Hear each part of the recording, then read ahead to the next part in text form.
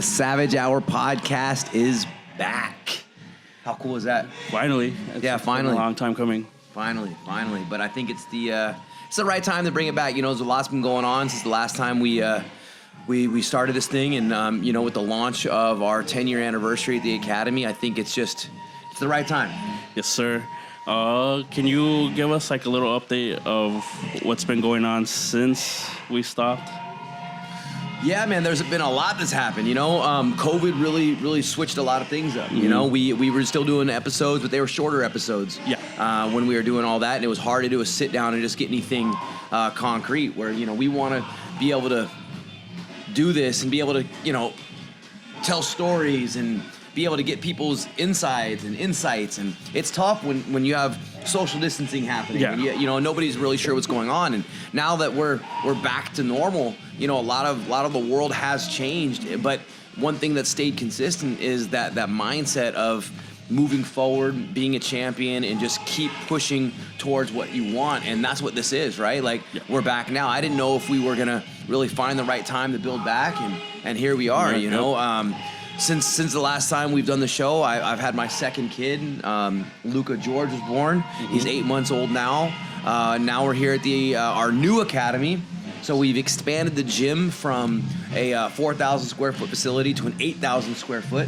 And we actually took this place over a year ago.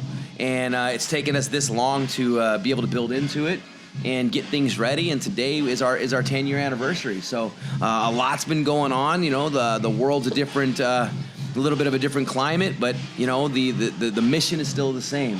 Cool. So tell me about that. Tell me about that 10-year journey. Tell me about how it started, and then pretty much almost everything in between that's happened. Yeah. So when we started California Mixed Martial Arts, it was really something that I'd wanted to do for many years when I was deep into my fighting career. I knew that I needed to have something to fall back on if, number one, my fighting never worked out, if there was an injury or something that took me out, or number two, that when I was done, what was I going to do? Yeah. And so when we opened up the first location, we started looking for places, and I had a budget in mind of what I was working on. And when we really started looking at facilities, I realized that I couldn't afford any of the stuff that we were looking at. Everything, real estate is so expensive. And all I had was the money that I had saved up over the years of fighting and private training. And when I found this place, a buddy of mine, Daniel Collins, he said, "Hey, why don't you come down and look at this warehouse that I have?" And I was living in Culver City at the time, so I was on the west side of town. And I was like, I don't know if I really want to go that far out into the South Bay, but I'll take a look at it. So we went down there. My buddy and I, Carlos Cespedes, who's one of my black belts, and we looked at the place, and it was a dump. This place was an absolute dump. And he's looking, he's like, "Yeah, dude, don't waste your money on this place. This is going to be way more of a headache and more of an expensive venture than you even realize." And I'm looking at him, I'm like, "Yeah, but number one, I can't afford anything else. Number two, something feels special about this. I don't know what it is. Something feels special." And so I took photos of the place, and then my background's actually in visual effects and graphic design. Yeah. So I took the place, and I went and designed an idea in Photoshop and Illustrator. And when I saw the idea come out on paper, I went, wow, that's why this place felt special, because it actually emulates what I had written drew out on paper. And I'm like, holy shit, this eerily works. And so I looked at the numbers to see if it was actually practical. And it was to the point where, it was going to take everything out of my account. I was going to have to dump it out, zero everything out, and go all in on a dream, on a risk. Yep. And so I did it. And we moved in 2014, and we just started kind of piecemealing it together. And then all of a sudden, next thing I realized we were open. California Mixed Martial Arts was open, and we started doing small classes. And I'll be honest, mostly in the beginning, it was just for a couple of classes that I had some loyal students that came from another gym that I was working at. And it was a private facility for me to train for my fights. And so we had a bunch of fighters that were coming in that wanted to do their camps with me, the guys that I was training with consistently. And then one thing after another, like, class started getting a little bit bigger. I started bringing my buddies that were there training with me. I started asking them if they wanted to teach classes. Yeah. So the classes started getting bigger. And then all of a sudden, I had some people at the front desk. I was like, shit, like I need people at the front desk. So then people that couldn't pay gym dues, I was like, okay, well, maybe you could work the front desk. Gotcha. And so that's how the front desk started. And then I had one person that was a member that couldn't pay their dues. She became our front desk person. And now, 10 years later after that, she's been our general manager for forever. She's built herself into that position. Yeah. Just like a lot of our instructors now have built themselves into positions. And that was really where it all started. I mean, in 2014, it was just a few classes turned into more classes. Then we added kids classes. And I think it was in about 2018 that there was a person that was renting space from us. And they had about 1,000 square feet of storage. That's all it was. And they decided they were done with the space. So they left, and we asked if we could take over that extra square feet of space, and obviously we had to pay for it. So we knocked down the walls, and then we expanded from 3,000 square feet to 4,000 square feet. And we were like, man, this is we got busy enough, so we need to really build from there. Yeah. And I was like, okay, this will be plenty for a while. We expanded that extra space, and it still wasn't enough. Like all it did was give more space for people just to kind of fill in. I was like, wow, this is insane. And so would you say like on a weekly basis, like you have like it gets pretty packed? Oh, absolutely. Like now it's crazy. I mean, we have about anywhere from 140 to 200 people check in a day. That's awesome. It's interesting that you say like the transition, because it's been even for me it's been a crazy transition from when I started working for you 6 years ago in 2018. 6 years, right? Yeah. It's crazy. Till now, and correct me if I'm wrong, but the room, even like your team guys, it was a completely different room to what it is now.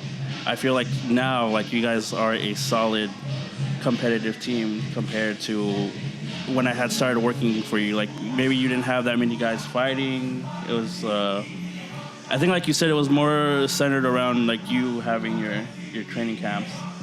But I'd say like going into 2018 into 2019, that's when like you had guys like Cody Davis, Johnny Robles, Brandon Avalos, like, start coming in, and you got guys like Jonathan Powell, Shane Collins.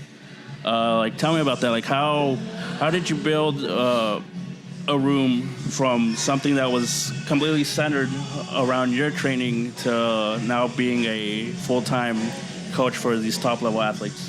Well, like we said, it started being about guys that came in training for my help, and then I was helping them with theirs, right?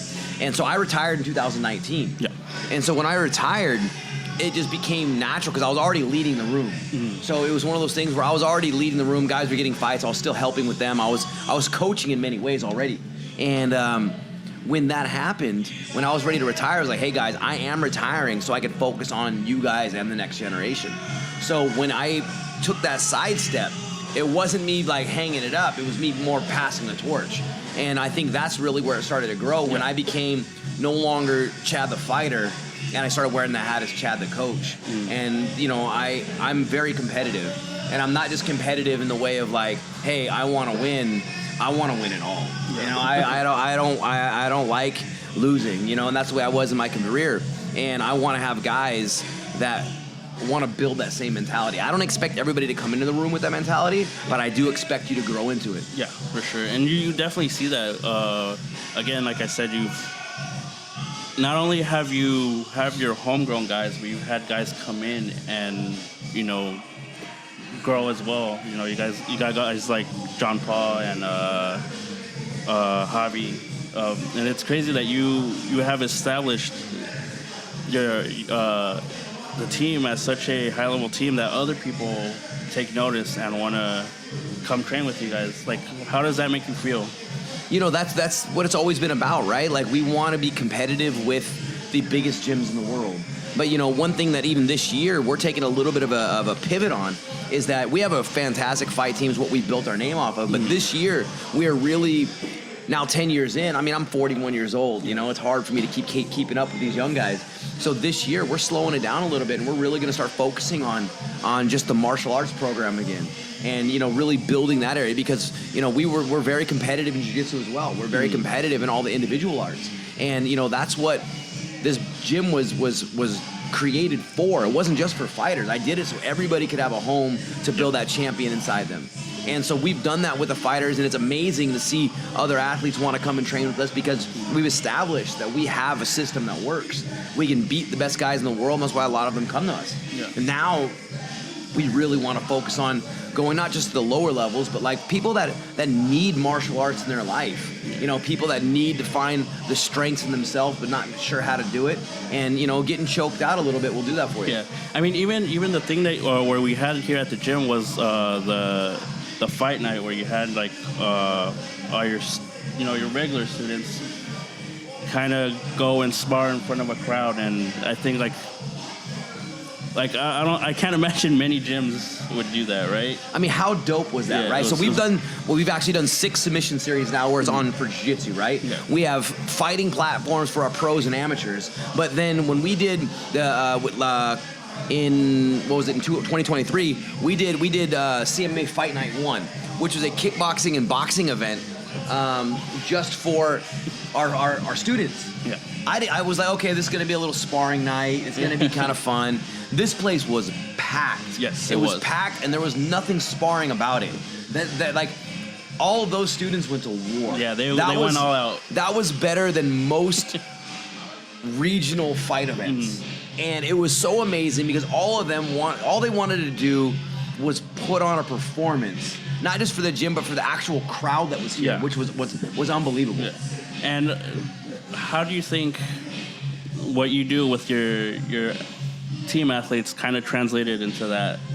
Well, I think the biggest thing that translates is the expectation, right? Like the guys in our jiu-jitsu classes or even our striking classes, they see what the expectation is on the athletes, the fighters. And so when they have their opportunity to shine, they know the bar's high. Yeah. And so they're going to go out there and they don't want to be the guy that doesn't go out there and perform, especially because they train well, they train right, they train hard. And so when they had their opportunity, the lights turned on and they all came alive. Yeah. And I can't wait to do more of those this year. Yeah, I hope we get to do more as it's really cool. You know, one of the things that we're actually going to do this year to elevate that also is, you know, when we did that, it was like people trained their classes. They might have did some private classes. But what we're going to do is we're going to do 6-week training camps, like semi-private group training camps. Okay. And it's going to be called Fight Camp. And so literally we're going to have ongoing rotating curriculums of a 6-week semi-private training camp. The people could just jump in and it's Fight Camp prep. Nice. And whether you're going to do it for one of these fight nights or you want to feel what 6 weeks of Fight Camp prep feels like, you're going to have that opportunity. That's awesome. And what does it mean to you? 10 years. What does that mean to you? It's a milestone. You know, 10 years. You know, who does anything for 10 years? You know what I mean? Like, I look back and where we were 10 years ago and to where we are now is, you know, we're actually a different academy. Yeah, for sure. I was, like we said earlier, I was deep into my fighting career. I was just getting ready to have my first fight in Bellator, and you know, the mindset was just war, you know, and building this place was just a dream. And now here we are 10 years later, and you know, this amazing facility, amazing students, and I'm just excited for the future, and I'm so grateful for every single person that's walked through the doors, the people that have been by our side, the people that have been waiting for us to fail, you know, the naysayers. You know, I'm thankful for all of it because if it wasn't for both sides of that, we wouldn't be here. You know, you need the supporters and you need the haters because without the haters, you have nothing to have that extra drive behind. You're like, I told 100%. You so. You know, I've been the underdog my entire life. My entire life, people have been waiting for me to fail. And my career and the academy is just a testament of what it means to keep pushing forward and refusing to quit and refusing to give these people the fuel to say, ha, I told you so. Because guess what, motherfuckers? Ha, I told you so. So let's talk about what we're going to do moving forward with the podcast as well. You're kind of going to take a bit of a sidestep and kind of let me host, but at the same time, you still want me to keep the focus on mindset, and and I think like a big way to do that is by interviewing a lot of our athletes. So can you maybe talk about like how you've built your athletes' mindset? Well, for sure. The biggest thing that I think that we're gonna do on this this turn of the show is that we want to hear other people's stories. Yeah. We've heard mine. Yeah. Like I get it. Like I can keep spitting stuff. I get it. But we've heard it. We've heard it for fucking 10 years, right? I wrote a book. There's been 2 movies. Yeah. We don't need to hear my side anymore. I really want to hear other people's sides. Just like when I watch people's story grow in the academy, right? I get to watch people come from no martial arts experience to stepping into the cage. Like, I want to know what that felt like. Yeah. I know what it feels like, but the other people don't. And I want to hear that side of the story. I want to hear people that went through a war in a fight. I want to hear what that felt like before and after. I want to hear people that have gone through some crazy shifts in their life. And I want to talk about that because those are what we all connect to. It's not about just the victories that we want to hear. We want to hear the things that connect us together. Yeah. It's the triumphs, the trials and tribulations. Those are the things that we are going to start getting into. And that's why we are bringing this podcast back. Yeah, I think it's really important to tell other people's stories. And again, like you've helped so many people grow. And you've established such a culture. Can you? How long did it take you to establish that like culture and that mindset into your athletes? Well, honestly, I think it starts in day one. We make it a very good point and a very important point that the culture starts when you walk in the door. Yeah. You can't try to create something once they're already inside. It has to be from once they walk in. Yeah. And that's how you build culture because there's an expectation. Hey, if it doesn't fit, leave that shit outside. And I think that's how you start it. And that's what we've done. And there's been hiccups along the way. And especially when we opened this place, we had to figure out what works and what doesn't. Yeah. And every time you make changes, you have to remove things and you got to learn new tools. But the culture is what keeps it together. And I think that that's how we've been able to really grow and keep this thing locked in. We're not faking it. This is what we believe in. This is our values. This is our mission statement. We want to empower people. We want to empower ourselves, and we want to really focus on building people. And it starts once they are walking in that door. For sure. And what can you? What do you expect in the future for CMMA? I mean, this is just the beginning. We're 10 years in, and this is just the beginning. So for me to talk about the future, I'm like, look what's happening. They have tried to get us to stop doing it. Yeah. The world shut down. When I was fighting, people have tried to get me to stop fighting, but I kept pushing forward. And for me, I look at it this way. I'm like, if this is the beginning, the sky is the limit, and we are going to just keep on building, and we are going to just keep on inspiring people. We are going to keep on building amazing things to people. Yes, sir. Yeah, you can sit there. And this is Logan. This is like, say hi, buddy.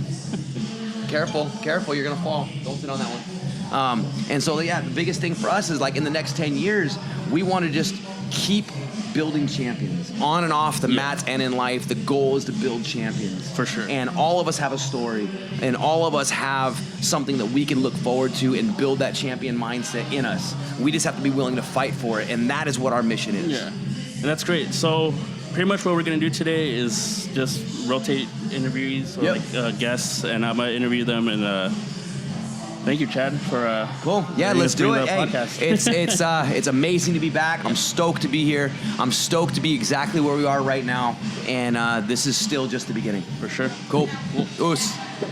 Sweet. Cool. So I am here with one of the Buckners. You're a matchmaker for the amateur part? Yeah. So for Up Next Fighting, I'm the Rising Stars matchmaker. So I'm kind of the Rising Stars are the amateurs, and I'm kind of the commissioner for that league within our promotion. So I'm all about investing in the new talent that's coming up in the promotion, right? Cool, and cool. Showing them and giving them a good platform like we do with the professionals, although they are amateurs. So, that's my wheelhouse. That's what I do, and yeah. Cool. And can you tell me how did you get into that I wouldn't say position, but like, how did you get into MMA, and like, what made you become a matchmaker? Besides it being, a family-owned business, Yeah. how did that appeal to you? Yeah, so mixed martial arts has always been like a big part of my life. My dad used to kickbox when way back in the day. Nothing crazy, some amateur fights and whatnot. But growing up, we just always bonded. Whether it was watching, WEC, Pride, then obviously UFC, and the family always kind of bonded that way. Once I got out of high school, I started my own clothing brand, just trying to make it in the world, and just didn't have a passion for that. But fighting, I always had some type of passion for, whether it was just studying the game, wanting to compete myself, which I never did. My mom would not let me. All that, and then one day it was like, "Hey, pops, like I think if we start a MMA promotion, we could kill it. We'll add our family touch to it. Show the fighters compassion, integrity, respect." So having that conversation with my dad, and then we kind of pulled the trigger, and up next fighting we started about a year and a half ago, and now we're here. So that's I would say you guys are probably the premier regional promotion here. Appreciate that. in Southern California. Because I have gone to many MMA events to film for CMMA. Yeah. But nobody seems to do what you guys do, as far as like the way you guys treat the fighters, the show you guys put together. I think that's something that a lot of these other regional promotions should be taking note of. Yeah, no, I appreciate those words, by the way, because it's one thing we're trying to do. I think if you look at what we've been doing and how we are moving, I think what you're saying is like we want to put the fighters first. Yeah. We believe they deserve better than kind of what everyone else is offering out there. Not here to talk shit or talk down on anyone, but I know what we're doing is what the fighters deserve, and I can confidently say in Southern California we are the premier promotion, and we're doing the most for the fighters, and that's what matters. Because if we take care of the fighters will take care of the fans will take care of us in return, right? So it's this whole circle. But yeah, the fighters deserve more, and we're trying to give them what they deserve. Yeah, and you guys do this awesome thing too, where you guys give a huge spotlight to amateur fighters. Yep. And I think, in my opinion, that's really important, because you kind of give these fighters incentive to continue to want to continue to fight. Yeah. I don't know, how do you guys approach the treatment of your guys' fighters? Yeah. So I think fighters, right, especially at kind of our level where we are right now, we know fighters are not making a real living wage until they get to the UFC, or they get a good paycheck. So while they are fighting with us at this level, we want to do everything else we can, the right exposure, the promoting, just anything we can to help them get to that next part of their career, that next step, is what we're trying to do. You brought up the amateurs. I don't think anyone else is giving amateurs a platform like we are, and I think two reasons, you want to give them a great platform and all that, but number two is like these guys are the stars of the future, and I think for sure we would do them a disjustice if we didn't get them interviews with people like the Schmo and giving them that big feel. Because I feel like they need to earn it, but I feel like they are earning it in the gym every day. But it's not gonna be the first time when they get to the big show. They're not gonna be like, oh wow, like this is the first time I've been here. We're trying to prepare them to be successful. Like that's the thing. So it's great for our brand to do it for have them promote us and vice versa. But I think one key piece of it is really making sure they're prepared when they get to the big show. It's not brand new to them when they get there. Yeah, and you have an event coming up next weekend. Can you tell me a little bit about what that event is? Yeah, we got an event at the Ukrainian Culture Center. It's an all Rising Stars show, so all amateurs. 2 title fights on the line. We got a couple guys from CMMA going to be on there. David Rojas, Rosario Romero, Jonathan O'Neill, who's fighting for the 145 vacant title. I think some of the better rising stars in California, all coming from CMMA, so I'm excited to see that. But we got Kayleen Cabral also fighting on the card, second ever UNF girl fight. So yeah, very excited. But even after that, we got February 24th lined up and March 30th. We're having like almost one event a month and staying active. But yeah, cool. Very excited for the future. In terms of like the way that you guys push your content, how do you guys manage to like? Because I imagine that you guys have a lot of fighters on your like roster, so to speak. How do you guys manage to continue to put good fights together and continue to push, good content as well. Yeah, I think the two go hand in hand. Listen, it's a lot of work. To be honest, we have a small team, but we have an efficient team. We have a team that's like-minded and wants to do the same stuff. The content we get. We have a great social media guy. We have my dad, who's like he's very creative behind the scenes. He's a big part of all that stuff. So I think it's a lot of work, but I think we have an end goal of making this the best promotion possible, and the content's very important with that. The fighter relations is very important with that. So all that stuff together. So yeah. Cool. And it being a family business, what does that mean to you? That means everything to me. I think the way I was raised is like, family's family. You kind of do everything together. You go through everything together. I think it does make it a little harder, right? I like it because you can trust family, right? You can get in business with other people, but you also understand you're going to hold your family to a higher standard than you're going to hold other people to. So I think we all have the right mindset though with doing it. It doesn't come between us or anything, but it means a lot to me because I've always loved doing things with my family, and to grow this thing together with my family, there's nothing that's more fulfilling than that, to be honest. And can you give us maybe a little preview of what you guys got going on, this new year? Yeah, this new year we got UNF 15 Ukrainian Culture Center, 2 title fights on the line. After that, going to Commerce Casino February 24th, then Burbank Marriott March 30th. But I think everyone can expect our roster to keep growing. Great fights. We're definitely not slowing down one bit. We're taking over Southern California. And even this year, you might see us go out of state and do a show. Awesome. There's a lot of things on the horizon. Some things need to get, locked in, but we're making moves. We're going to keep building this thing, and we want to be the best promotion for the fighters possible. So, yeah. Sweet. So you guys got an event this coming weekend, and I look forward to seeing that as well. And thank you, man. Appreciate it, brother. Thank you. Thank you. Cool. So now I am here with the founder and creator of Gentlemen's Fight Club. Can you please introduce yourself, sir? Hi, my name is Dennis Hahn, and I am the founder and creator and all things GFC. Nice. So can you tell me maybe a little bit of the history of your brand, Gentlemen's Fight Club? Yeah.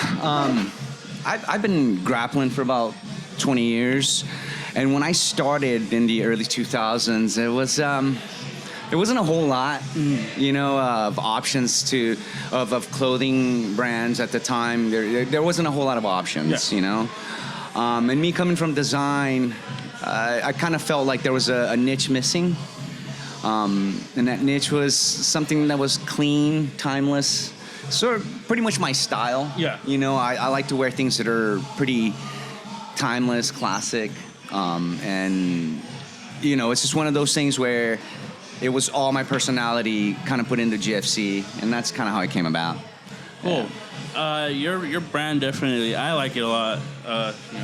Yeah.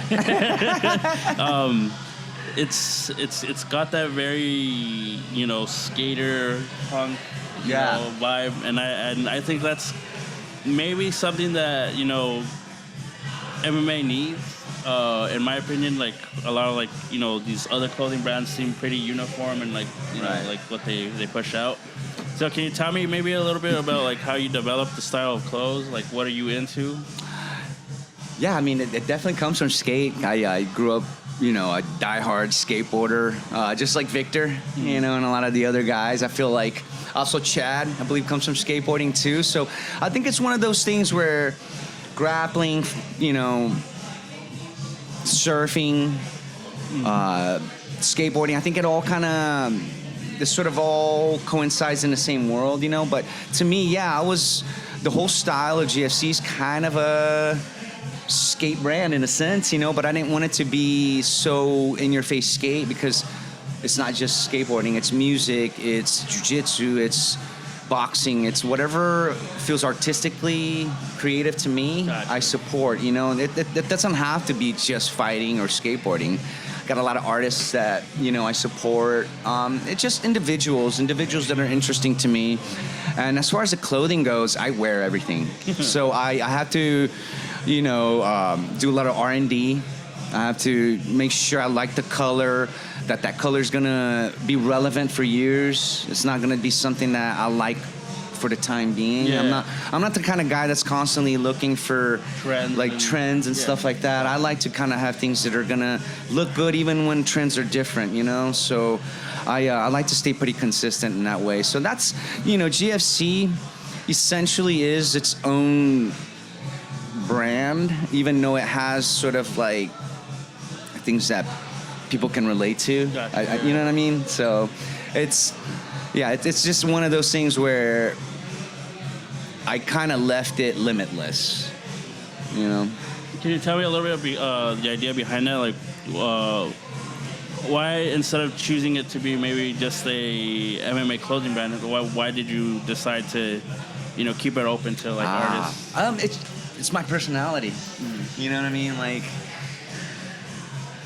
I have so many different hobbies and so many different interests that I think it would kind of be an injustice to myself to sort of keep things super like segregated from the rest of my life. That I just wanted everything to kind of coexist together. And so that's, I think, why I did it, you know. So I never felt like I was pigeonholed. You know what I mean? Like, I feel like I go through different ideas and things, you know, but I also like to keep a consistency. So I think graphically, and the people that I work with are the reasons things are very GFC, if that makes sense. Gotcha. Even if they're not, if it looks kind of like, wow, why did they do that? Yeah. There's always a purpose of why I did something, you know what I mean? So Cool. And white clothing, like, I can't imagine that, you know, clothing being like something that's like, oh, I'm gonna start my clothing brand. Like, why? I kind of fell into it. Yeah. Yeah, no, I kind of fell into it, and it was something. I mean, you know, my parents they're garmentos. I grew up, you know, in clothing factories like every other immigrant kid, you know. Your parents own a factory and you got to go and help out, you know. And so I kind of had that in me, you know, especially like we did that in Brazil, you know. And so it's sort of a foundation in me. Didn't think I would ever run a clothing company. I actually, my actual trait is designing shoes. Oh, okay. Yeah, so I've been designing shoes for a long time. But the clothing thing was just sort of a fun thing that I wanted to do. It wasn't anything.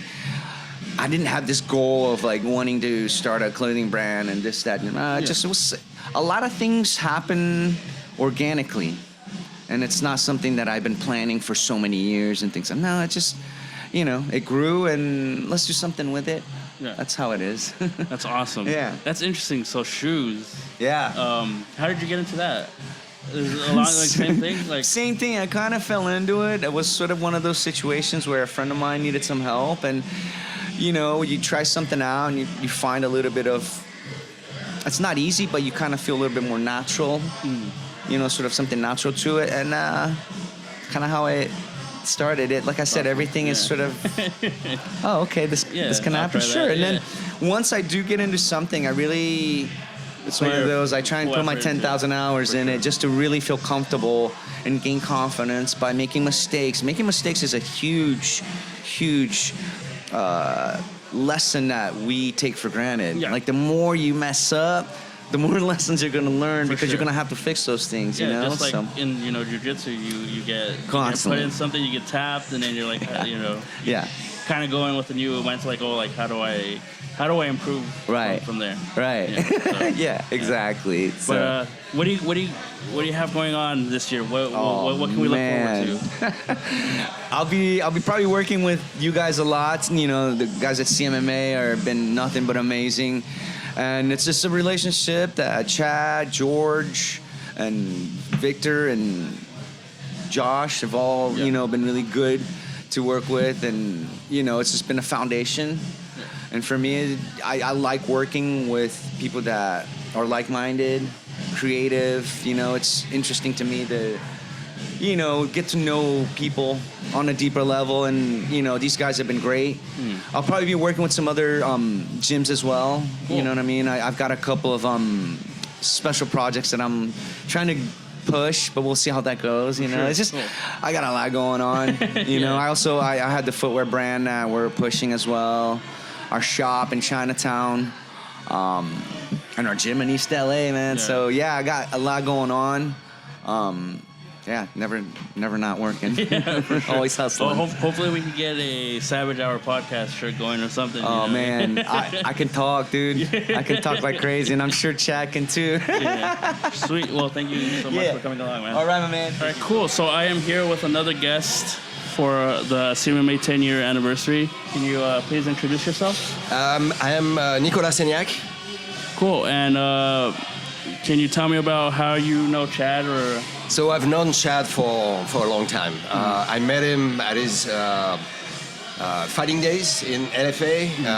We worked at the same place, and that was a gym in West LA where we did mostly kickboxing for fitness, and there was a MMA section that started. I'd been with that gym for a long time, and then I got to meet him and some of the guys that he was training with.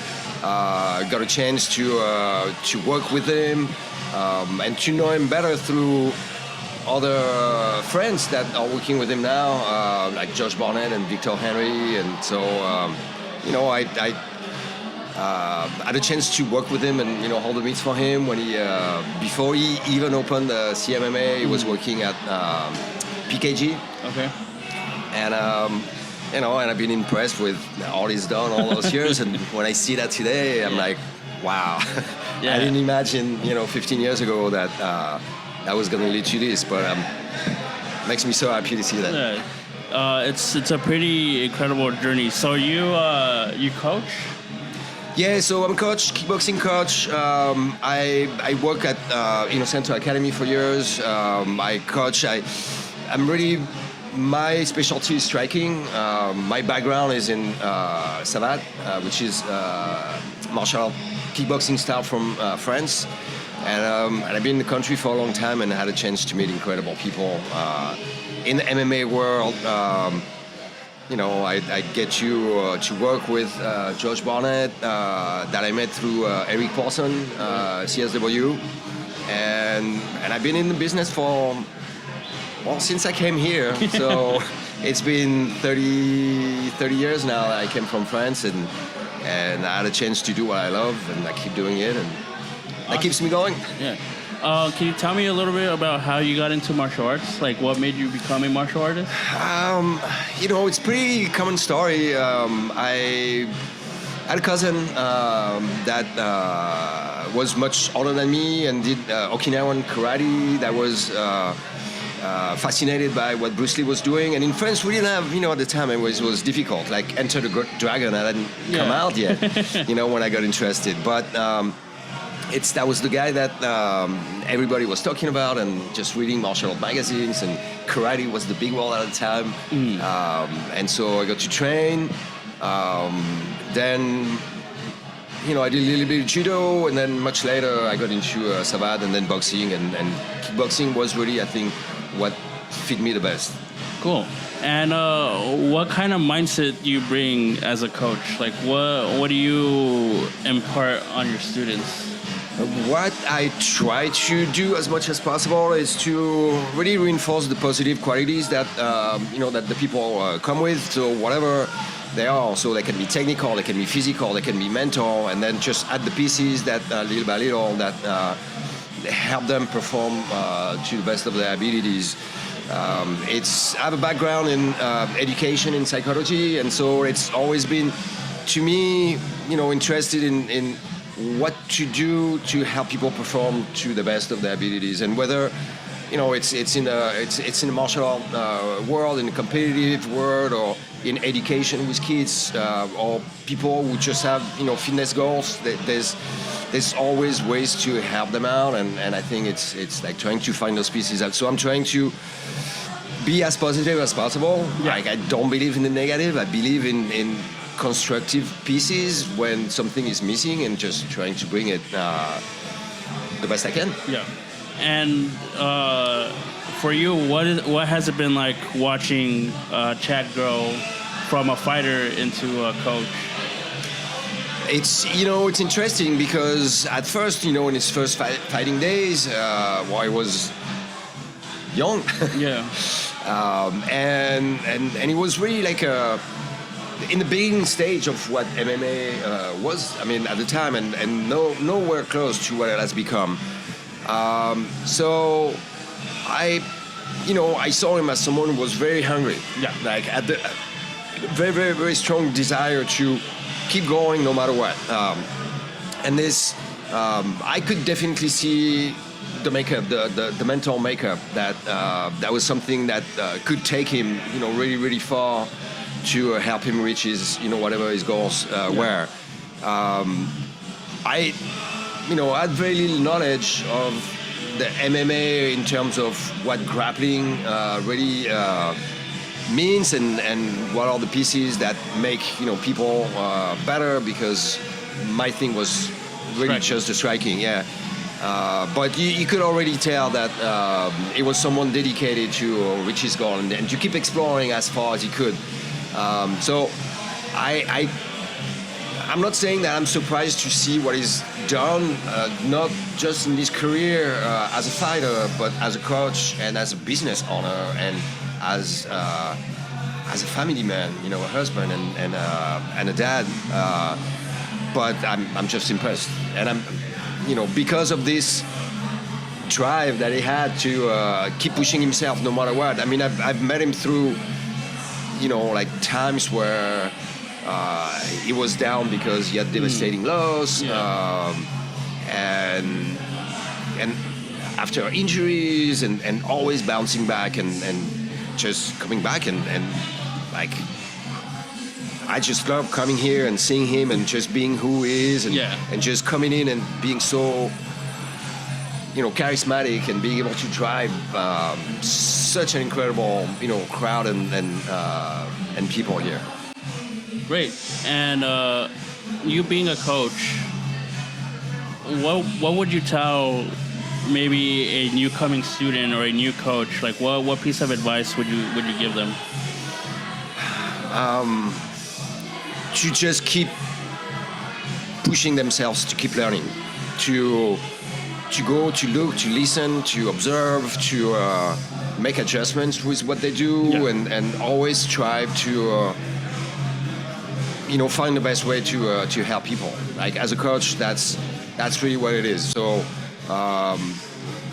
it's watching and sometimes coming out of what our preconceived ideas about some people, fighters are. And see how they evolve within the context of the place where you train them. For sure. Well, thank you so much for stopping by. Of course, it was incredible to be here, and I just like every time I come here, I step in and I'm like, wow, this is the thing that I love, and it's. Makes me feel good to be still around. I imagine as a that. coach of his, it makes you pretty proud to see where he's come along. It's incredible. Yeah, absolutely. And I don't know. I mean, I don't see any limit in this guy. I don't know where he's going to take this, but it just keeps going step by step and just pushing the limit of what you think like a human being can do. Yeah. And it again, every level, not just him as a martial artist and a competitor and athlete. But as a coach, as a businessman, and no limit today, guys. Yeah, this guy. Sure. Well, thank you so much for stopping by. Pleasure. Thank you so much. So I am here with the next guest. Please introduce yourself. My name is David Rojas. David, you are a pro team member or a team member of the athletes, like the. Yes, sir. Yeah, I'm part of the fight team. Yes, sir. That's what I was. The fight team. Tell me a little bit about your journey as a mixed martial artist. Tell me a little bit about like where you started and then how you ended up here at CMMA. Well, it's been quite of a journey. I used to play football since I was a little kid. I started around like 9-10 years old. I started playing, and then I played for 10 years up until like 19. I played high school football. I played a little bit of college football. Then I decided to drop out, just a couple life problems, And, I was obsessed with watching boxing, UFC at the time. I was like a big fan of like the old school fighters, Anderson Silva, Frankie Edgar, during those times. Mirko Krokop, like watching all those fighters, even Pride. Like I was a big fan, so I was like, man, fuck, like I really wanna just learn how to defend myself. And I was like, I'm gonna just go try the gym.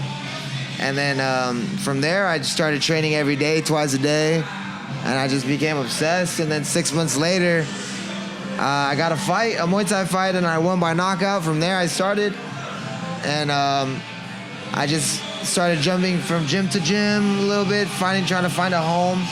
And I kind of saw that I was outgrowing a lot of the gyms, and I was out working, I wasn't happy, and sometimes I wouldn't click with my coaches.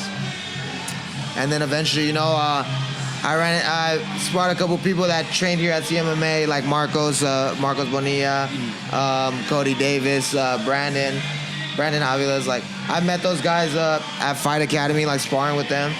And, eventually I got the invite here, and, I noticed that, like, this is a room that I wanted to be in, like, this is a room where, like, everybody wants to fucking work. Yeah. There's no fucking bullshit. There's no anything.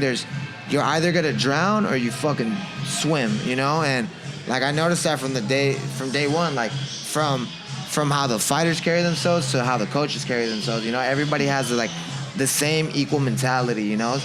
Yeah, people are in different levels and different categories in their lives and stuff like that. But everyone's driving to that same goal, and going towards that. And I noticed that a lot with Chad when I first came here. So, it impacted me a lot because I felt like a lot of the times when I was training and like growing as a fighter, I felt like I was the only one motivating myself. And yeah, we gotta be our biggest supporters and motivators. But at the end of the day, too, like I know every fighter kind of relates to this. Is we're our own biggest critic. Yeah. And there's like a lot of the times where we don't know whether we're doing good or bad. Yeah. We're kind of ignorant to it. And sometimes we need a coach to tell us.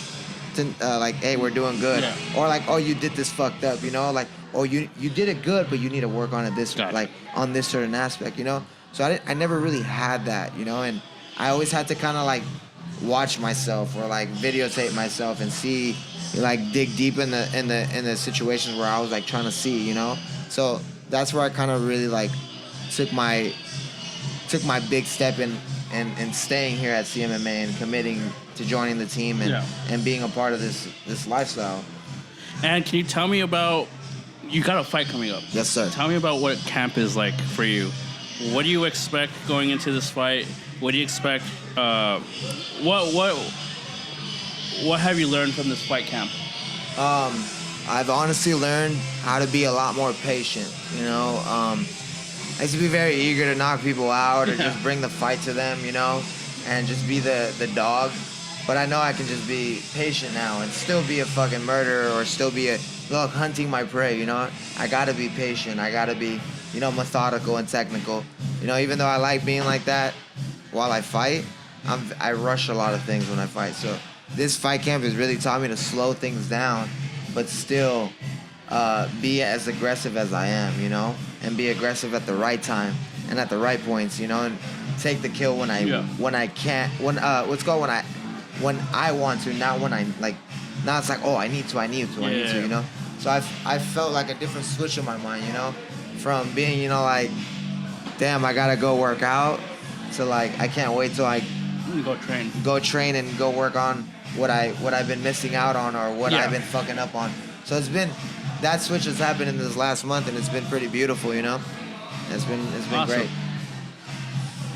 Can you tell me like what it was about this team that like made you be like, all right, this is where I want to be like? What was day one like for you? Man, as corny as it sounds, man, I finally was in a room full of like-minded, like, savages, Like, I noticed that everybody joked around the same. Everybody carried the same energy, Like, everyone in here is trying to be is a dog, And not trying to be, but is a dog and battling with each other, I was talking with Cody Davis not too long ago about, like, it's funny, like, rolling with, certain people outside of the fight team, because, like, you notice that, like, it's not that it's easier, but it's not as competitive sometimes, you know? For sure. If you're in the fight camp, if you're in fight camp or training with the fight team, if you let up 1 second, 2 seconds, you're paying for the rest of the round, you know? For sure. You might not do that in a regular class with a regular rule. Some people might be tired. They're just hobbyists, you know? They're just trying to learn. They're not trying to go too hard. But then you're in the fight team practice. Those are all motherfuckers who are trying to fucking get somewhere, who are trying to get better. They're gonna push you every fucking time. So if you let up just a second, you're gonna get fucking eaten alive. And I noticed that from the jump, and I still notice that day to day. And I feel like that motivates me to get better. And what I notice is the difference between a lot of fucking teams, you know? Yeah. Like everyone here is you're not gonna take my food away from me, you know? And that's what I love, man. 'Cause I need that mentality around me. But that's how I feel with it. Cool. And you've been an amateur for how long now? About 5 years. 5 years? Yeah. How long do you foresee it being before you transition to It's my last pro? year being amateur. Yeah? Yeah. That's it? Absolutely. No, I'm not waiting no more. I think I got like 1 or 2 more fights in me for AMI, and then I'm gonna go pro. For sure. And what do you know about your opponent? What do you expect from this fight? I expect to show a full domination of just a skill set that everybody hasn't seen yet, you know? Everybody knows me as a striker, and I know I'm a good striker, and I know I can outstrike a lot of people, but I know that in this fight I'm gonna dominate on the ground, on the feet, in every aspect, in every way. I'm just gonna dominate, and it's gonna show in every way how much I got better. That's all I wanna show. I wanna be patient. I wanna be like a fucking surgeon, where I'm just fucking precision, everything. Everything is just perfect, you know? And that's how I wanna be. Like, nothing else, man. I'm not chasing a super knockout. I'm not chasing a super finish. If it happens, man, but I'm just gonna be taking his soul, little by little, and he's gonna know. That's how I feel. How much of what Chad preaches has changed your mindset? What'd you say? How much of what Chad preaches has changed your mindset? It goes to like what I was saying earlier. Like, he changed my mindset from having to think that I have to go work out and put in the work to this is my lifestyle. Like, I feel like that has shifted everything in my mind as a fighter, as just, you know, like as a person, as how I see things, how I see training, how I see life. Like, it's a lifestyle, and I need to revolve my whole life around this lifestyle, my whole being, my whole everything. If it's not around this lifestyle, then it's not my lifestyle. It's just a hobby. Yeah. You know, it's just something For that's sure. added on to my life. But no, fighting is my life. Training, learning, like being a better fighter every day, being a better person, that is my lifestyle. So I feel like that has shifted my perspective, like my drive, everything for that. You know, so I feel like that message he's given me, like over these past few months, has really, really impacted me very well. For sure. Well, thank you so much Appreciate for it, taking man. some Thank you, time my out. Thank Hell you. yeah, brother. We're looking forward to your fight. Yeah, man, it's gonna be fun, brother. yeah. It's gonna be fun. It's gonna be Right. fun. Thank you, man. They can do whatever they want. So I met him in there, and then his first post was, "Hey, this is a killer group," and then he sent a photo of the UFC shirt and shorts, and I'm like, "Wait, what? A fighter?" So I thought he was fighting, and then I looked him up. I'm like, "Dude, this guy's cool." And then I looked at all of his content, and I'm like, "Oh wow, he's been doing this for a minute." And then obviously anyone that's been doing it for as long as Chad has, he's an OG, and obviously massive respect because it's not an easy sport, and just kind of got to know him that way. Cool. And can you tell me a little bit about what you do? I know you mentioned a little bit about the crypto stuff. So Yeah, so today I am one of the owners of a medical device company called Carpal Aid. Okay. It's a medical device that, do you know what carpal tunnel is? Are you familiar yeah, with it? actually, I have carpal. You have it? Yeah. Shit, I should have brought some. Oh, I don't. Sorry. I should have brought some patches for you. I'll ship some here for you. But it's a patch. You put it on your palm. Within minutes, you're hand pain free. So you never have carpal tunnel again. You put the patch on. What it does is your median nerve is getting compressed here from all the pressure. So as soon as you put the patch on, it's lifting that soft tissue off of that median nerve, giving you instant relief. Gotcha. So we have that. We have a migraine aid that's going to come out. And then I'm an investor in a few other companies. And then I have a growth agency. We do the sales and marketing for coaches and personal brands and course creators. Cool. So you could say that you're pretty successful with like your ventures. I don't feel like I've done anything, but I feel like I'm far from successful. But I guess I've done more than most my age. But I mean, there's people that are 20 years old that make $10 million a year. Yeah. So I mean, And how do you has Chad's mindset like imparted anything onto you? Of course. He's one of the most humble, caring people I know. So just consistently doing that. And that's probably why he has such a great turnout. For you, those of you listening to the podcast, he's doing a grand reopening 10th year anniversary, and amazing people come out, amazing people support him, and it's because he pours his all into every single person. I think he's just such a caring guy and lovable guy, and people just love to help him and be around him and just be around his energy. Cool. Oh, we're talking bad about you. Good, I hope so. He said name a couple good things. I'm like, He's choked me out a couple times. And do you have like any experience with athletes or? What do you mean? Like working with them? Yeah.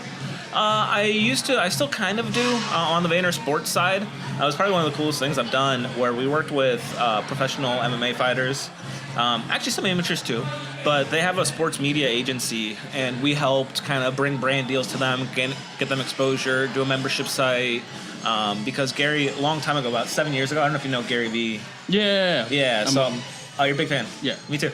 Again, one of the most caring, amazing guys out there, but he basically started an agency called Vayner Sports, if you're familiar, and he launched with the NFL. And I'm like, oh, NFL's cool, but I walked into his office and I'm like, hey, like, NFL's awesome, it's great. Why not fighters? Because I think there's issues with fighters, but I think we're also some of the best athletes to work with. There's no red tape, so with the NFL, you have to get approval from like 30 different people. Gotcha. Fighters, you don't. And fighters, I mean, they're paid decently well, but unless you're a top 10, top 15 guy, which is very impossible to do, they're not paid very well. They don't get exposure. They don't get the treatment that NFL players get. Yeah. So I went in the office. I'm like, hey, man, why don't we help fighters? He's like, that's a great idea. Let's do it in like 3 or 4 years, because we have that. We have football, baseball, and then we'll help fighters. I'm like, solid. So then when they launched fighting, I messaged him and his brother AJ, and I'm like, hey, let's help the fighters. And then I got to help a lot of the fighters. We did a pretty big deal with Browse Fight. It's a jiu-jitsu manufacturer out in, I believe, Dubai. I forget his home base, but he's also an amazing guy. And we did like this massive deal. All the fighters got custom gis with their name on it inside. Yeah. They said Vayner Sports on the back. They sent me one. I'm like, this is cool. So did some work there. Did some work with Mike Tyson, Floyd Mayweather, bringing brand deals, like a Celsius, things like that. So I have some experience with them, yeah. Cool. And how has Chad stood out to you as far as like what he's built here? I mean, it's cool because he basically had a vision years ago, and he had a lot smaller gym, but just the tenacity of the fighters, the people, and it was just really me and him going back and forth, hitting it off. Just because, I mean, he's been in the sport for a long time. I've been in the sport for a few years. I don't know, 5-6 years. So it's just we hit it off, and it's just how caring and how much he pours into everybody. I think that's something that all of us can work on and get better at, and something I envy of him. Cool. And what sort of like mindset approach do you have when like it comes to like, you know, making business or like trying to be successful? Like what piece of advice would you give anybody that wants to start maybe becoming a fighter or just getting into business? Becoming a fighter, both of them are very hard and very different. So I'd say if you want to start a business, there's 2 reasons you start a business. One, to solve a massive problem. So Carpal Aid is solving a massive worldwide problem. And so is Migraine Aid, but with migraines being the number one problem and medical problem in the world, there's billions of migraines that happen every year. Yeah. And then carpal tunnel is the largest hand pain issue in the world, which makes sense. People type, text, all those things. Dentists do repetitive hand motions. Any repetitive hand motions, fighters, jiu-jitsu, grappling, any repetitive motion every day. So we're solving a very large problem. So you're either solving a problem or doing it to make a profit, which is fine. And you can do both. It's just, Carpal Aid, you have to be very vested into something like that to solve such a big problem. It's a lot of money up front. You have to invest. It's years of work before you see a single dollar. Or you're in it to just for your own financial freedom, time freedom, location freedom, which is also okay. But but then you probably have to sell a service. So then you have to figure out, okay, cool, what service can I provide? Or I'm better than most of the market. You're not gonna be better than a lot of people, because if I walk into the UFC, I'm not gonna be the best fighter tomorrow, right? So you're not gonna have the best content service agency. You're not gonna have the best social media agency. Figure out one niche that you want to help and become very good at it. I would say help 5 to 10 people for free. Just consistently reach out to them. Hey, I have this, and instead of saying like I have this idea, already implement it. Let's just say, I'll use Chad as an example. Let's say Chad has this massive course and this stuff, and I see his website isn't the best, right? I'm instead of saying like, hey, Chad, let me build your website, I will just go build Chad's website and I'll send it to him. So instead of like, hey, let me build your website for free, blah, blah, blah, it's a lot of time, right? Because then they have to say yes, and you have to deliver. Instead, I would just send them a website. I'm like, hey, look, I have a website design agency. We're really good. Here's a website we built for you. Here's 4 different variations. Tell me which one you like the best. And I'll give it to you no cost. And then just give them value. A lot of people start a business and just want money tomorrow. That's not really the way it works. You have to give, like Gary always says, jab, and then hook. So just give a ton of value up front, do a lot of work, do a lot of good work, be genuine, and then ask for something in return. Cool. And yeah, that's awesome. Thank you so much for stopping by. Of course. Anytime, happy to help. Yeah, glad that you're another guest for our 10th anniversary show. Hell yeah. So thank you guys for having me.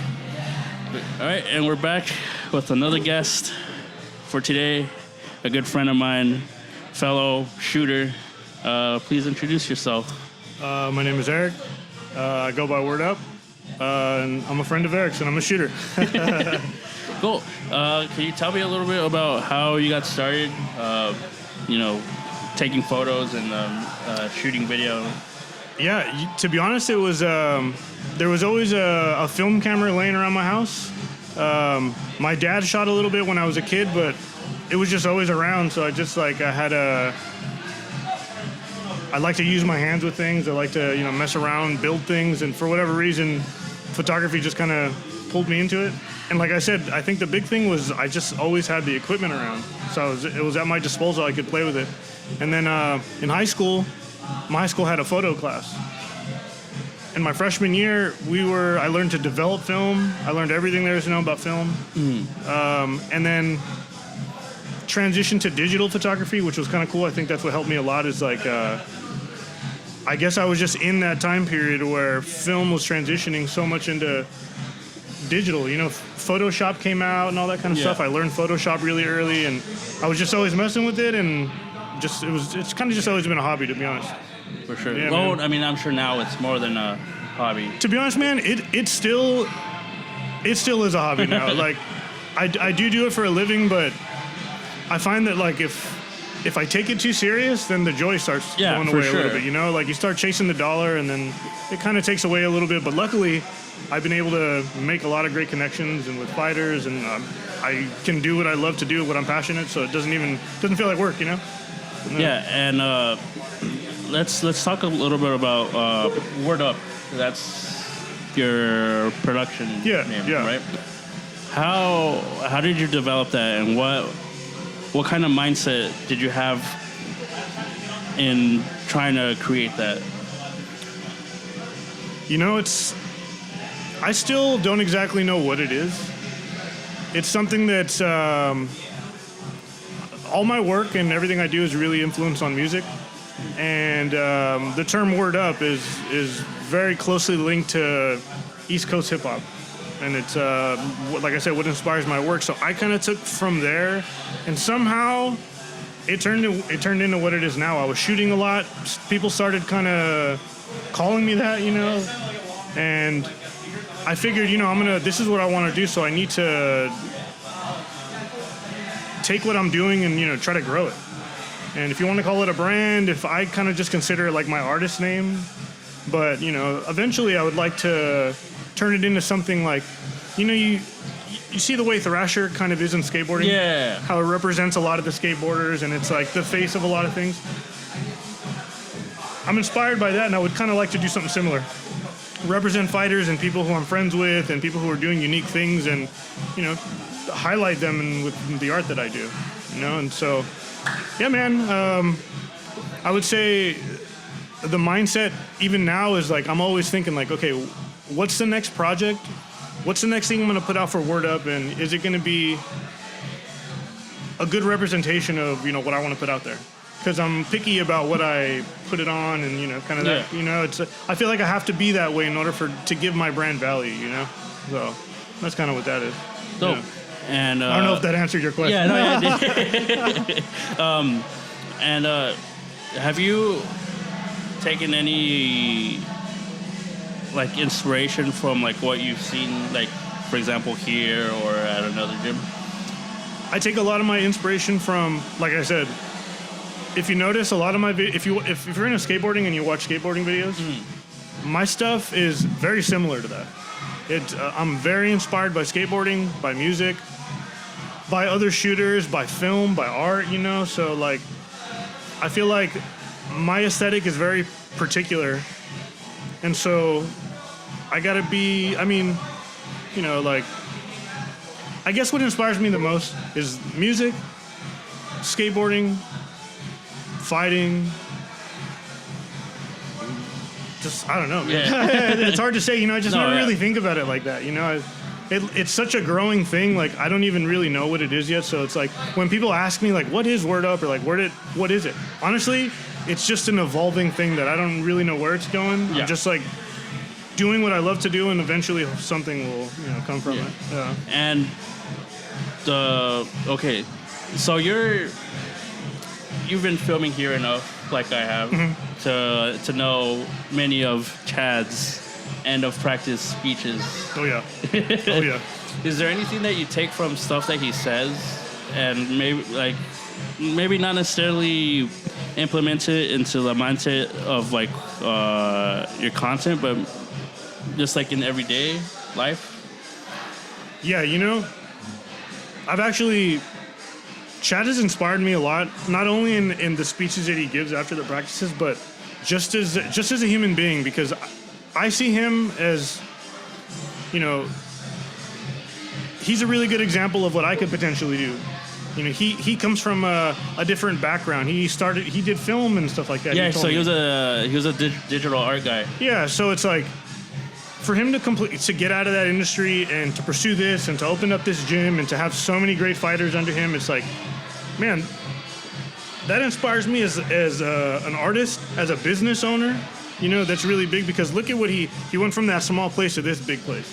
Yeah. He's renowned all over the country. It's like, that's a huge inspiration to me as an individual, because it's like, man, he's capable of doing this. Like, I could do something like this. Yeah. Like, it motivates me to see him doing all this stuff. And again, coming from where he comes from and his background, and for him to come into this, like, it's just crazy that he was able to do that. Yeah. Yeah. Do you think you've learned like is there anything in particular like that maybe he has said that has impacted you? I don't know if it's one thing in particular, but because I can tell you one thing that he told me. Like he's all about hard work, and he's always talked about how you have to start from the bottom and work your way up. And one of the things that he told me is like, you got to eat a lot of plates of shit and like them, like tons and tons of plates of shit and like them, so you can move forward and grow. And then that's something that I've taken to heart. Yeah, man. Imagine how many plates of shit he's eaten before he's gone. You know what I'm saying? Like, yeah, man. That's one of the things that keeps me going and keeps me motivated to keep putting out stuff. Is like, if I just keep doing it, if it doesn't pay off now, it doesn't pay off later. Repetition, just like the fighters, dude. I see a lot of similarities between me and the fighters. That's why I think I was able to become friends with a lot of you guys, because it's like, you're doing the same thing I'm doing. You're in it for yourself. You have to. No one's gonna do the work for you. Yeah. You know what I mean? And that's big with Chad. Every time I see him, this dude's motivating me. Every time I see him, this dude motivates me. All the time, man. It's like, dude. And for an independent business owner and artist, if you don't have somebody who's pushing you and motivating you to keep going, sometimes what you're thinking is not enough. You need those kind of people. And it's like insane to have people like that, pushing you to do and to keep going and fucking, getting through it. Yeah, so he's been a really, really huge motivation and inspiration for me. Absolutely. And what do you think in general of the growth that CMMA has had? It's crazy, man. Like, I feel like I've only been here for a short time, and like, I remember the first day coming into the gym. The very first day, it was at the old location. It was in the middle of summer, dude. It must have been 190 degrees in that bitch, dude. It was so hot in there, pouring sweat, and I'm just filming, you know.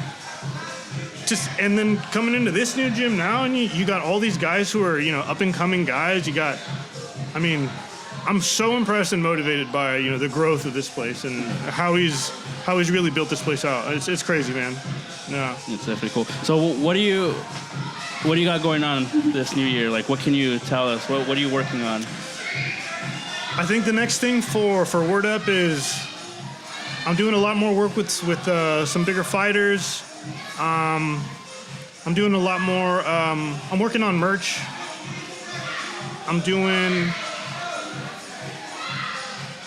I mean, it's hard to say, man. Like I said, it's like I got a couple projects that I'm working on right now, but when they're done, it's like it's on to the next thing, trying to figure out what's the next big thing I can do.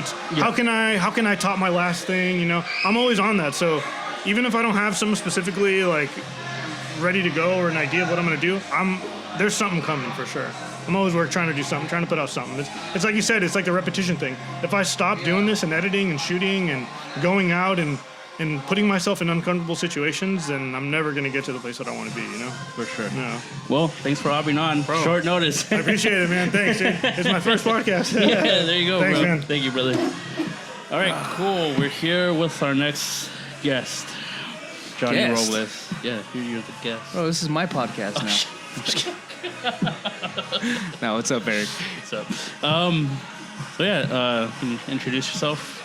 I'm Johnny Robles. I fight under Team CMMA. Been here for about who knows how long. Feels like forever, man, to be honest. All right, cool. And you got a fight coming up in a couple weeks, right? Yeah, February 22nd. And how's everything looking for that? Everything's going pretty smooth so far, but you know, we still got time. There's still time for things to happen.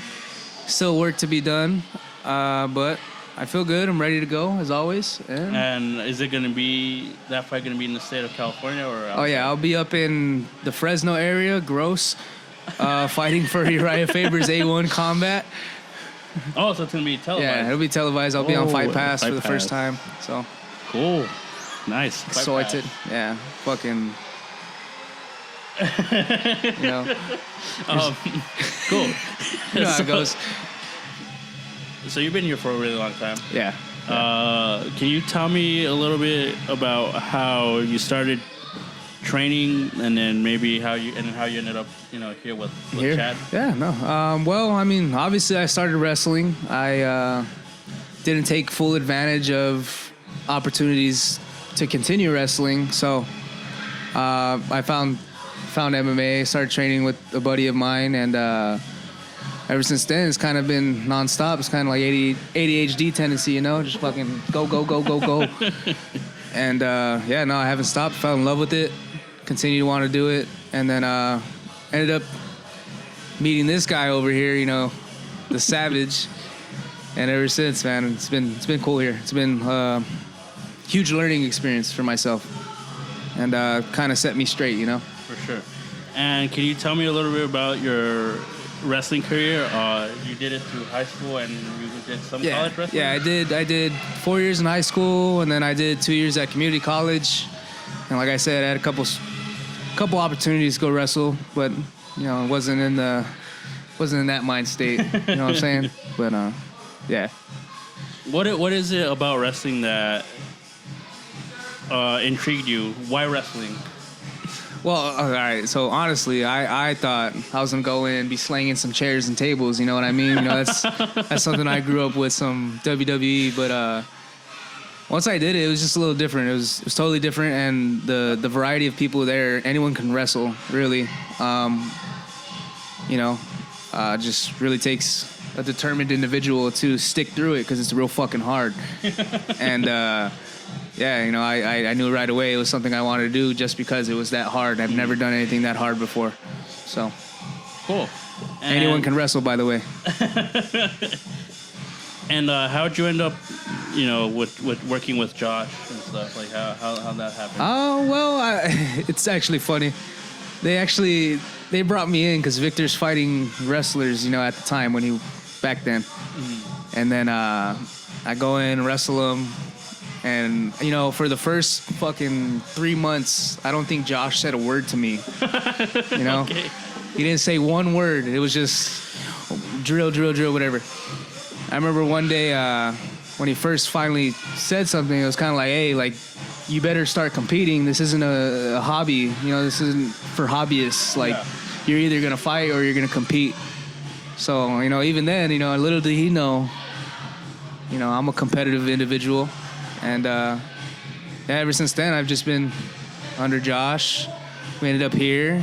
So now I got to work with Chad. Still am, still will be. And we'll see where we go. And what is it about this team that like makes you continue to want to stay training with this team? Well, with a lot of gyms, a lot of people plateau or they just, they start to decline. Look, it's Jesus. But nah, everyone in this gym. He's a cunt like Victor Henry. Anyway, so I was balls deep in this. Yes, go on. Oh, my bad. No, the people in this gym, they're not hobbyists for sure.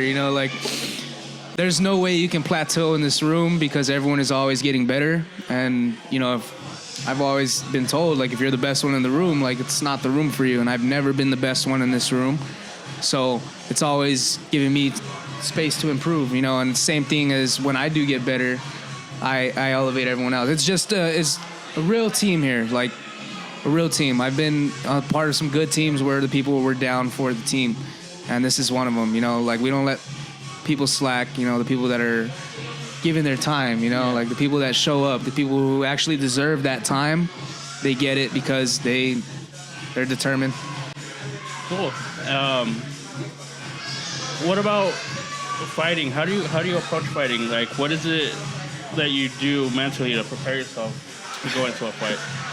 Well, I think that's the difference with some people. Some people are just ready to fight. I never know when I'm gonna have to fight outside. I never know what's gonna happen. I don't know what the day has for me. So I live me personally. I'll live my day one day at a time. I'm not worried about getting into. I need to get into a fighting mind state. No, like this is my life. I'm gonna be ready for that every day, whether it be me going to work, whether it be me fucking, just anything. I'm ready to fucking go. So I think it translates well into me literally fighting someone. Like some people they have to get into that mind state. Yeah, let me go, I need to start doing this so I'm ready for a fight. No, motherfucker, I'm ready all the time. Yeah. So I'm never off that mode, honestly. I mean, you're always here training. Yeah. Well, so it's kind of hard to fucking get out of it now, is it? But no, yeah. As far as like adjustments the day of, it's it's either me or him. And it ain't gonna be me. And how far do you hope to take it? How far do you hope to take your fighting career? Well, or is it one of those things where you're kind of approaching it as like fights come to me and you'll take it day by day? Well, I take it day by day because a lot of my pro career has been, people pulling out and, pretty much people not wanting to fight. Even as, later in my amateur career, I dealt with that. People didn't want to fight. Now people don't want to fight. It's always some BS that comes up. Yeah, I remember. Right? And, I mean, even recently, what was it, like a couple months ago, you still had guys, like, not wanting to fight. Yeah, like people fucking... Yeah, we were supposed to fight, but then they pull out. Hey, let's train. They don't want to fight me. What does that do to you though? Like you're a week away, a couple of days away, and whatever happens, they pull out. Like, what does that do mentally to you? Honestly, it frustrates me. Like, yeah, I'm a human being. I'm gonna be frustrated. I'm gonna be upset about it. But at the end of the day, I'm doing my part. Like, I'm not worried about. Again, I'm not worried about. Fucking 2 days later, I'm worried about that day. Like I'm ready to show up on any given day, and I don't think a lot of people are. Just again because of that mindset stuff. Yeah. You know, they have to get into this mindset in order to do something, whereas other people, they just do the damn thing. You know, like that's them. That's who they are, 100%. Cool. Well, thanks for stopping by. Yeah, no problem. I was gonna say something, but I didn't want to get canceled. You know what I'm saying? You get me canceled, Eric. No, thank you. Thank you. Cool. We're on with our next guest, the great Victor Henry. The great. I'm mild at best. Yeah. So Josh has come up with a new little nickname for me. It's a mini liver king. I'm like, I'm duodenum duke at best. I can't be a king yet. Not yet. Anyways, so we're here with Victor Henry. Obviously, no introduction needed. Mm-hmm. Can you tell me a little bit about how you got into fighting and maybe how you met Chad? I'll tell you how I got into fighting first. Firstly, I wasn't really into fighting because that's what people did on me. They just beat me up for a little bit. But, at the time, I remember my mom telling me, just never fight back. You're going to get kicked out of school, this, that, and the other. So I got bullied a lot. But what ended up happening was I had long hair. Of course, back then, too, I had long hair. And what ended up happening was these kids would come up behind me and take the rubber bands out of my hair because I literally had hair down to my butt. And I hated when my hair was all flowy because it made me feel like a girl, especially when you're like, 7 years old. So what ends up happening is that I'm in junior high and they take all these rubber bands out of my hair and I just got sick of it. So I took off my backpack and I started swinging that thing. And mind you, I was one of those dorky kids that had all their books in their backpack. Like I didn't use my locker because my locker partner would like rent out our locker, so it was never ever any room. Yeah. So I was like, all right, well, screw this. We're getting in a fight today. So I just took off my band and started swinging. And I was like, oh, this is actually kind of fun. And I'm swinging on these kids and they're beating me up and I'm swinging back. But I was like, all right, yeah, it was like me and three other little Cholito kids. And, there was that. And then sure enough, thug life, all right. And then, so that combined with the Bruce Lee movies and then the Power Rangers, of course, at the time, I was like, you know what, I want to start getting into martial arts. And what ended up happening is I graduated junior high and I was supposed to go to Jordan High. And if you're not familiar with Jordan High around here, it was you're gonna put a little white boy in there. It's not gonna happen. It's not gonna happen. Mind you, this was early 2000s. The things are different now, but. Yeah. Early 2000s, you're not going to put a little white boy in Jordan. So, ended up going to a private school, and all they had was basketball. And I'm 5'7" now as an adult. You can imagine how short I was in high school. So, mom goes, well, you're not going to just do nothing. You're going to do something. So, find something to do. And I said, all right. So I looked at the local paper over in Southgate, and there was Taekwondo classes, $25 a month at a community center. I was like, I want to do that. I went over to my first class. I saw somebody get kicked in the face, and I was like, yeah, that's what I want to do. And from then on, it was just, I just basically lived my life like a martial artist, And then somewhere down the line, started fighting, and it wasn't even my idea. It was like, hey, you're here all the time anyways. Why don't you try having a fight? And I was like, yeah, sure, whatever. And here we go. Years later, we're down the line. So after that, I had a couple fights, fighting amateur, and then my coach at the time, he goes, hey, I want you to try to train with somebody. I think he's your size, he's about it, and he's training like he means it. I said, okay, who is this guy? Here's Chad the Savage George. And saw some of his highlight videos and all his weird haircuts and the way he fought, and I was like, oh yeah, I can get down with that. Yeah. Then started training with him over at PKG, and it was fun. He was strong, and of course good jiu-jitsu, good wrestling, and all that stuff. But we were living at such different sides of Los Angeles that it was just hard for me to get to him to train. So so we were kind of like off and on as far as training out. I would sometimes be able to make it at PKG on Saturdays after work if I got off early enough. And what ended up happening was years later after that, this was going on for a while. I started training under Josh Barnett, and then Josh started his own team, and we started cross-training with Chad here at CMMA. And then we would train with Josh a couple days a week, and then we train here with the guys over at, with Chad and all them. And then now it's just more full-time, especially after COVID, where things got crazy again. And all right, now here we are, training with Chad. Now he's got a nice slick haircut. He can't really call himself the Savage anymore. He's more of the Sauvage. He's got a nice haircut. He's got a family. There's no real savage about that. But he's still a son of a bitch when it comes to jiu-jitsu. He still wants to cross-face people. I mean, he still has all those savage tendencies, but he looks like a little preppy boy now. The Sauvage. So being part of this team, what have you taken away from Chad and the way that he approaches coaching, and what has rubbed off on you as a coach as well? Because you also, Well, the first thing I'm gonna tell you is I'm not gonna have Chad rub off on me. There's that. So I'm gonna start that right away. Chad, of course, comes from a very unique perspective when it comes to coaching martial arts. He's a retired fighter that's been there and he's done it.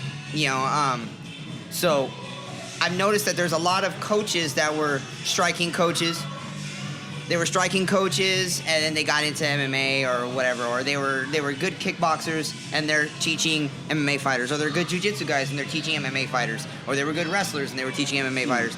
But Chad has been in the position where he's fought MMA. The entirety of his career was in MMA, so he understands the nuances of MMA fighting. The transitionals, all that stuff. So it's a different perspective. Of course, also having Josh Barnett as a head coach, where you get the differences in styles as to where Chad is like, all right, let's investigate all this and let's dive through all that and come up with a game plan. Josh is a bit different. He likes to do things a little bit differently. But, when one guy has his way all the time, you don't really grow. So it's a good thing to have those guys kind of bounce off each other, bounce ideas off each other, and eventually come up with game plans. And, I think CMMA as a collective has been doing really well with all their fighters. I mean, every year we have multiple fights, and we're always on the positive side of the win-loss thing.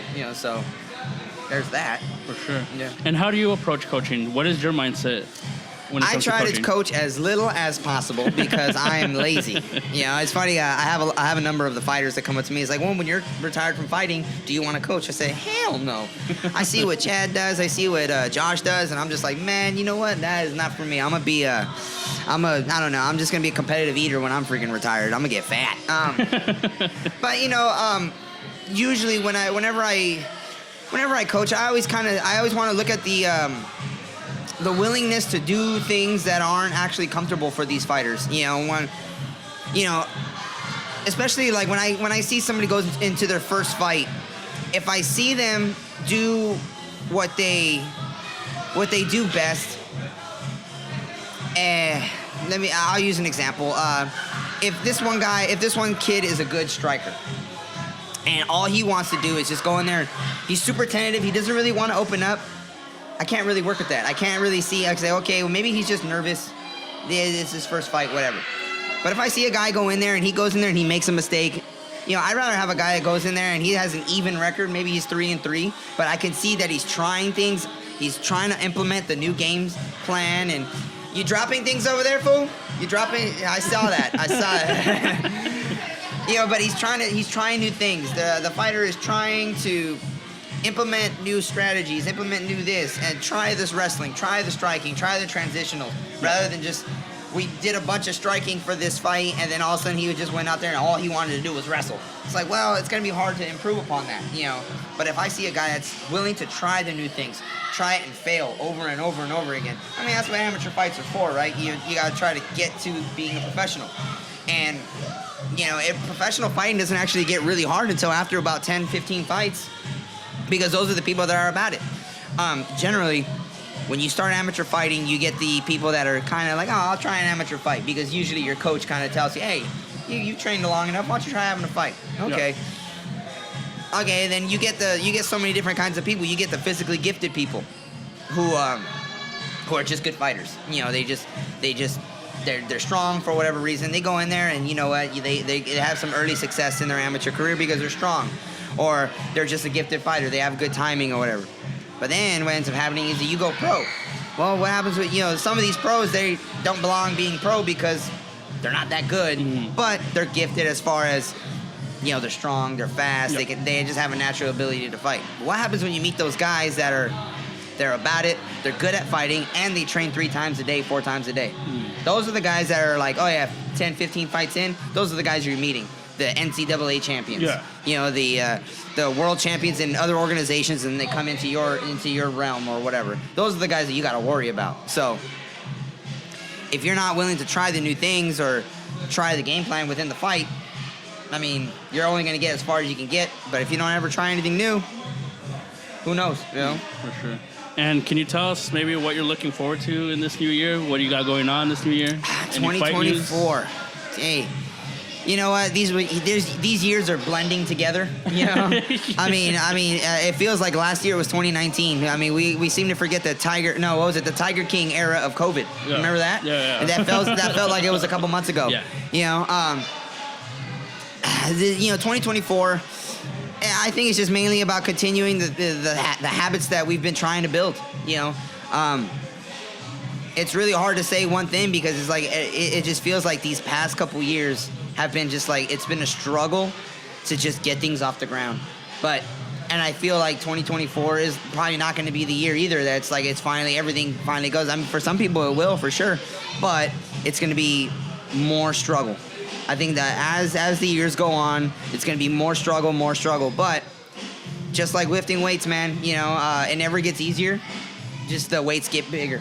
You know, so, you know, that's what I'm looking forward to, getting stronger. And I think the team is going to continue to, I'm not going to say struggle, but have the opportunity to struggle in order to become stronger. For sure. Cool. Well, thank you for hopping on. You got it, man.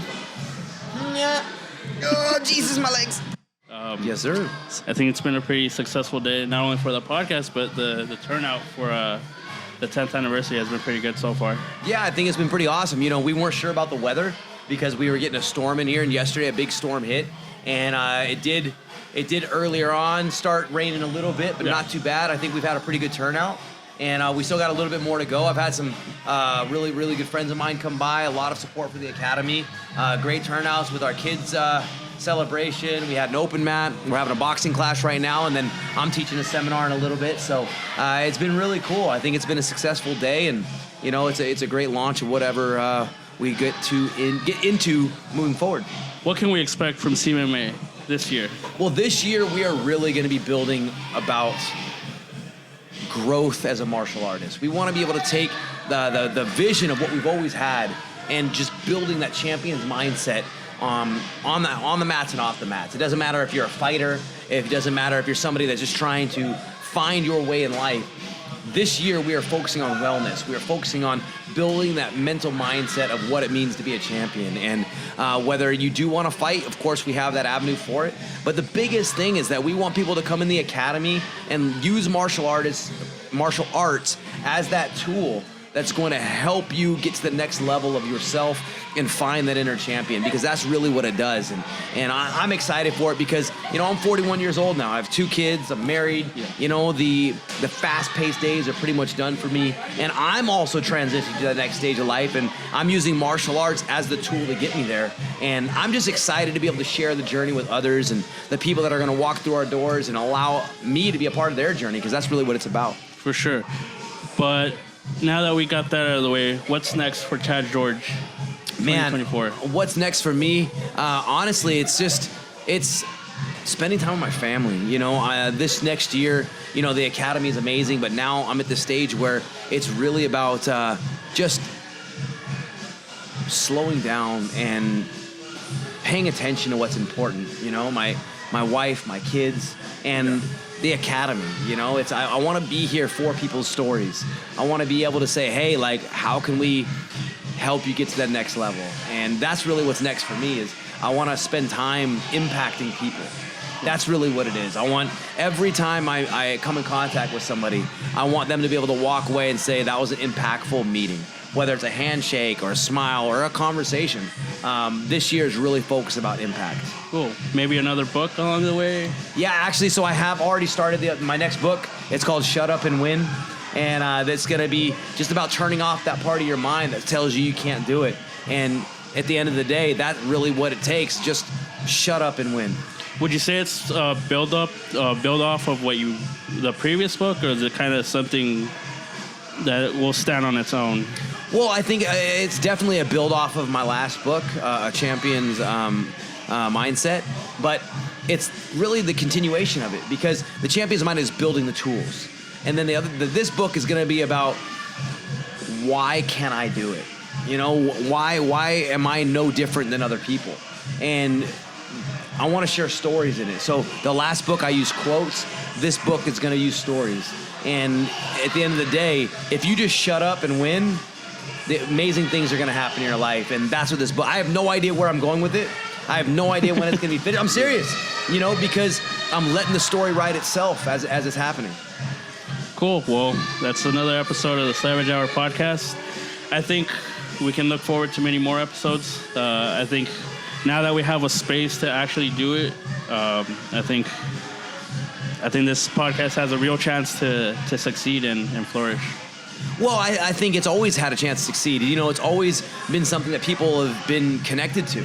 You know, it's the stories, it's the mindset, it's how do I keep moving forward, and that's why we started this thing in the first place. But now that we're bringing it back, we're coming back with a whole new energy, and again, we talked about what's next, and it's making impact. That's why the podcast is coming back, because we are making impact. We want to empower people, and that's exactly what we're going to do. Cool. Well, we'll see you guys on the next one.